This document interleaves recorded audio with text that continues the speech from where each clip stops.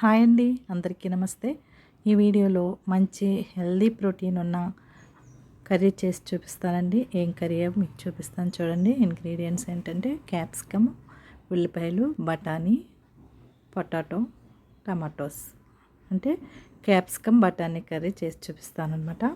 First stove వెలిగించుకుని కడాయి పెట్టుకుని oil, కర్రీకి సరిపడా ఆయిల్ వేసుకోండి. 2 స్పూన్స్ ఆయిల్ అయితే వేసాను.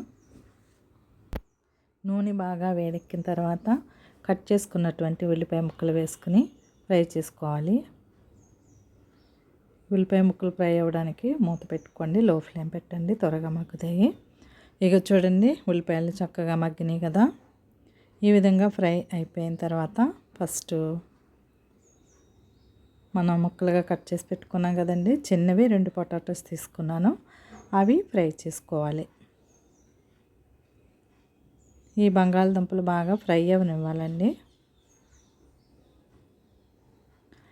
ఈ దుంపలు బాగా ఫ్రై అయిన తర్వాత బఠానీ నేను కాయలు తీసుకున్నాను. బఠానీ కాయల్లో నుంచి బఠానీ అనేది తీసుకున్నాను అనమాట. చూడండి, మొలకలు కూడా వచ్చాయి. ఇవి చాలా మంచిది హెల్త్కి. బాగా కలుపుకొని వేసుకున్న తర్వాత ఇవి బాయిల్ చేయకూడదండి, డైరెక్ట్గానే వేయాలి, త్వరగానే ఉడికిపోతాయి అన్నమాట. ఇవి కొంచెం మగ్గిన తర్వాత 1 స్పూన్ అల్లం వెల్లుల్లి పేస్ట్ వేసుకోండి. వేసుకుని బాగా కలుపుకొని ఫ్రై అవ్వనివ్వాలి. ఈ అల్లం వెల్లుల్లి పేస్టు పచ్చివాసన పోయేంత వరకు కూడా ఫ్రై చేయండి. ఇదిగోండి, చక్కగా ఫ్రై అయినాయి కదా. ఇప్పుడు రుచికి తగినంతగా సాల్ట్ వేసుకోండి.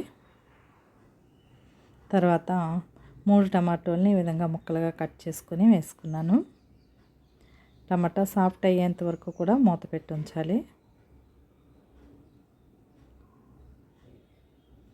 చూడండి, చక్కగా సాఫ్ట్ అయింది కదా. ఈ విధంగా సాఫ్ట్ అయిన తర్వాత ఒకసారి బాగా కలుపుకొని మనం ముక్కలుగా కట్ చేసి పెట్టుకున్నటువంటి క్యాప్సికమ్ వేసుకోవాలి. నేను 1/2 కేజీ క్యాప్సికమ్ అయితే వేస్తున్నానండి.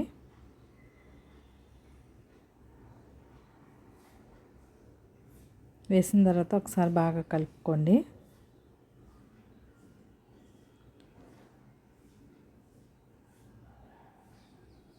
కలిపిన తర్వాత మూత పెట్టి మగ్గనివ్వాలి. క్యాప్సికమ్ మనకి త్వరగానే ఉడికిపోతుంది. మధ్యలో ఈ విధంగా కలుపుకుంటూ ఉండండి.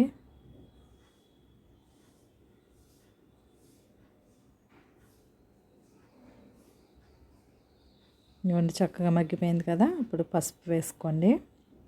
పసుపు వేసుకున్న తర్వాత బాగా కలుపుకొని తర్వాత మనకి టేస్ట్కి తగినట్టుగా, అదే మనకి మీకు కారానికి తగినట్టుగా వేసుకోండి. కారం వేసుకుని 1 స్పూను ధనియాల పొడి కూడా వేసుకుని బాగా కలుపుకోండి. ఈ విధంగా కలిపిన తర్వాత కొద్దిగా కరివేపాకు కూడా వేసుకొని కలుపుకోండి. తర్వాత టీ గ్లాసులు వాటర్ అనేది వేసుకోవాలన్నమాట.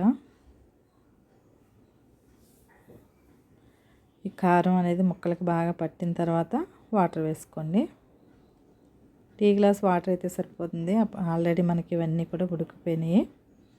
ఒకసారి బాగా కలుపుకొని గ్రేవీ కోసం వాటర్ అనేది వేసుకోవాలి. బాగా కలిపి మూత పెట్టి 2 నిమిషాలు ఉడకనిస్తే సరిపోతుందండి. ఇక చూడండి, ఈ విధంగా కలుపుకోవాలన్నమాట. మూత పెట్టుకోండి. 2 నిమిషాల తర్వాత చూపిస్తున్నాను చూడండి, చక్కగా ఉడికిపోయింది కదా. ఇప్పుడు దీంట్లో కొత్తిమీర వేసుకుని సర్వ్ చేసుకోవడమేనండి.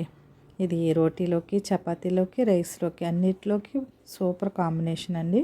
ఈ ప్రాసెస్ కనుక నచ్చితే మీరు కూడా తప్పకుండా ట్రై చేయండి. ఓకే అండి, థ్యాంక్స్ ఫర్ వాచింగ్.